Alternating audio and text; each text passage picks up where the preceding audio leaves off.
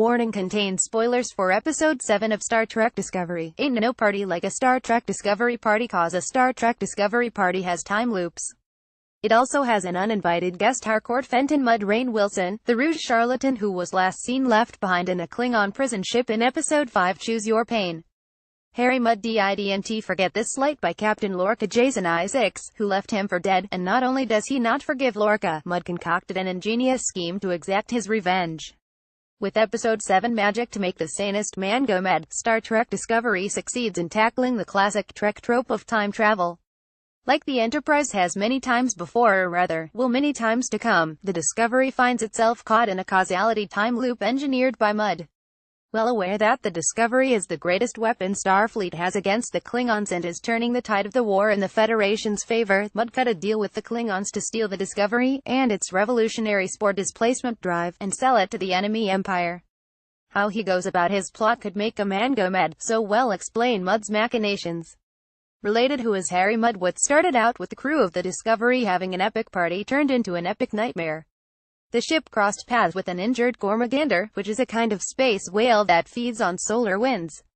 After beaming it on board and detecting strange energy readings, an armored Harry Mudd marched out of the Gormagander's mouth and began opening fire, killing several crew members. He then unmasked himself to a shocked Captain Lorca before the ship exploded. Then, like in Groundhog Day, everything reset back to the same party, when everything strange began happening 30 minutes before. Soon, Lieutenant Paul Stamets, Anthony Rapp reached Michael Burnham, Sonequa Martin Green, and dropped his Discovery on her. Harry Mudd had pulled the Discovery out of the time stream and trapped it in a time loop.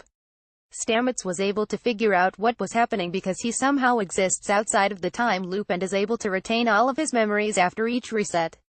Since injecting himself with tardigrade DNA, tardigrades are multi-dimensional creatures, and continually interfacing with the mycelial spore network, Stamets has tapped into unknown levels of spacetime. Stamets' more upbeat personality is just one side effect, being immune to Mudd's time displacement is another. Stamets is able to convince Burnham of what's happening, and she is subsequently able to enlist Lieutenant Ash Tyler Shazad Latif after convincing him. Still, it took multiple tries to stop Mudd, just as Mudd took even more duvers to get his scheme underway. Related is Lieutenant Stamets from the Mirror Universe. As Mudd tells it to Lorca in one of the time loops, he invaded Discovery over 53 times to learn how to take over the ship's many functions. However, Mudd couldn't figure out the missing component that makes the spore displacement drive work, which is Stamets himself. Mudd's ire was reserved for Lorca, however, whom he despises for leaving him behind on that Klingon Berdufri. In an amusing montage, Mudd revealed he murdered Lorca multiple times in various ways. Mudd also accessed Lorca's private arsenal of weapons, finding dark matter spears he used as weapons to kill Tyler and Burnham later used to kill herself at one point to force time to reset. How Mudd was able to perform his time travel magic was revealed when Burnham realized Mudd wore a time crystal on his wrist and hid a larger time crystal inside his ship, which he then hid inside the Gormagander.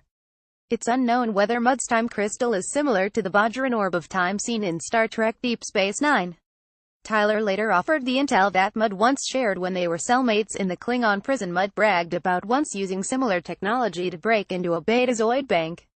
With his time loop crystal, Mudd was able to remove Discovery from the time stream, but only for 30 minutes at a time.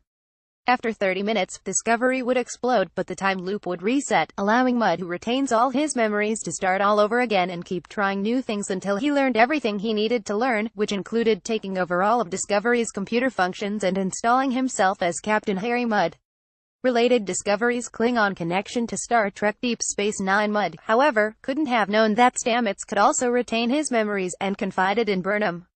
Burnham's plan to stop Mudd involved adding herself to Mudd's deal with the Klingons as the person who killed Kuvma, the Klingon Messias. The Empire would want her head and would pay as much if not more for her than they would for the Discovery. Unable to say no to doubling his profits, Mudd agreed, but Burnham killed herself.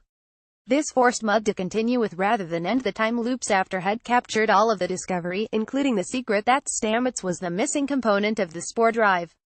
But Burnham was simply buying time, not just to clue in Lorca and the rest of the crew on Mudd's plan, but to access the computer's records and learn vital information about Mudd. It turns out Mudd has been on the run from his beloved wife Stella Grimes and her billionaire robber baron father after skipping out on their marriage.